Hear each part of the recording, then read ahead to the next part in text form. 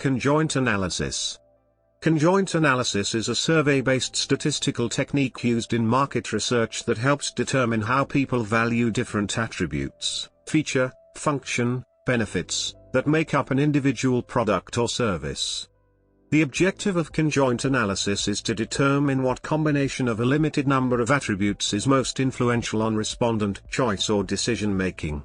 A controlled set of potential products or services is shown to survey respondents, and by analyzing how they make choices between these products, the implicit valuation of the individual elements making up the product or service can be determined.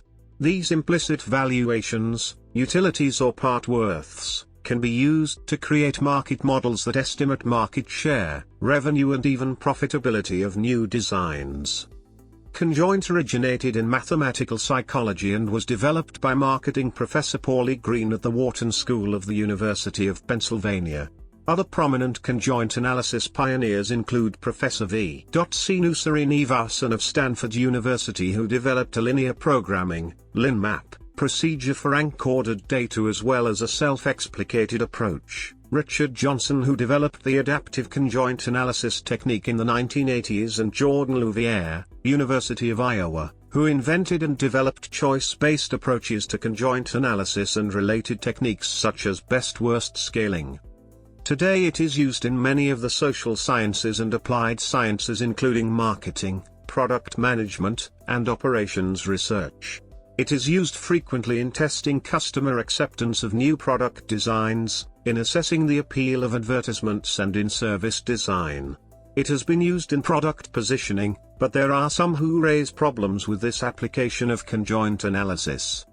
Conjoint analysis techniques may also be referred to as multi-attribute compositional modeling, discrete choice modeling, or stated preference research, and is part of a broader set of trade-off analysis tools used for systematic analysis of decisions. These tools include brand price trade-off, Simalto, and mathematical approaches such as AHP, evolutionary algorithms, or rule-developing experimentation. Conjoint design. A product or service area is described in terms of a number of attributes. For example, a television may have attributes of screen size, screen format, brand, price, and so on. Each attribute can then be broken down into a number of levels. For instance, levels for screen format may be LED, LCD, or plasma. Respondents would be shown a set of products, prototypes, mock-ups, or pictures created from a combination of levels from all or some of the constituent attributes and asked to choose from, rank or rate the products they are shown. Each example is similar enough that consumers will see them as close substitutes, but dissimilar enough that respondents can clearly determine a preference. Each example is composed of a unique combination of product features. The data may consist of individual ratings, rank orders, or preferences among alternative combinations. Conjoint design involves 4 different steps. 1. Determine the type of study. There are different types of study that can be chosen. 2. Identify the relevant attributes. Attributes in conjoint analysis should. 3. Specify the attributes levels. Levels of attributes should be. 4. Design questionnaire. As the number of combinations of attributes and levels increases, the number of potential profiles increases exponentially. Consequently, fractional factorial design is commonly used to reduce the number of profiles that have to be evaluated, while ensuring enough data are available for statistical analysis, resulting in a carefully controlled set of profiles for the respondent to consider. Types. The earliest forms of conjoint analysis were what are known as full profile studies, in which a small set of attributes, typically 4 to 5, are used to create profiles that are shown to respondents, often on individual cards. Respondents then rank or rate these profiles. Using relatively simple dummy variable regression analysis, the implicit utilities for the levels can be calculated. 2 drawbacks were seen in these early designs. Firstly, the number of attributes in use was heavily restricted.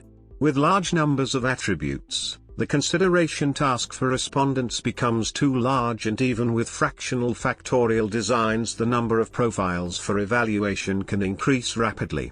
In order to use more attributes, up to 30, hybrid conjoint techniques were developed. The main alternative was to do some form of self-explication, rating of separate components, before the conjoint tasks, and some form of adaptive computer-aided choice over the profiles to be shown. The second drawback was that the task itself was unrealistic and did not link directly to behavioral theory. In real-life situations, the task would be some form of actual choice between alternatives rather than the more artificial ranking and rating originally used.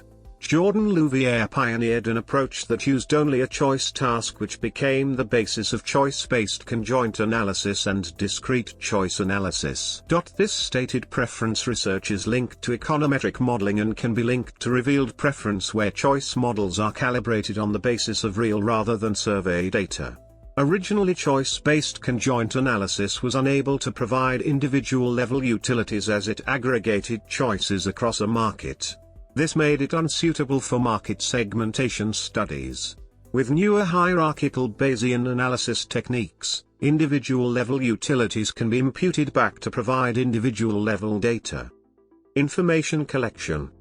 Data for conjoint analysis are most commonly gathered through a market research survey, although conjoint analysis can also be applied to a carefully designed configurator or data from an appropriately designed test market experiment. Market research rules of thumb apply with regard to statistical sample size and accuracy when designing conjoint analysis interviews. The length of the research questionnaire depends on the number of attributes to be assessed and the method of conjoint analysis in use. A typical adaptive conjoint questionnaire with 20 to 25 attributes may take more than 30 minutes to complete. Choice-based conjoint, by using a smaller profile set distributed across the sample as a whole, may be completed in less than 15 minutes. Choice exercises may be displayed as a storefront-type layout or in some other simulated shopping environment. Analysis. Depending on the type of model, different econometric and statistical methods can be used to estimate utility functions.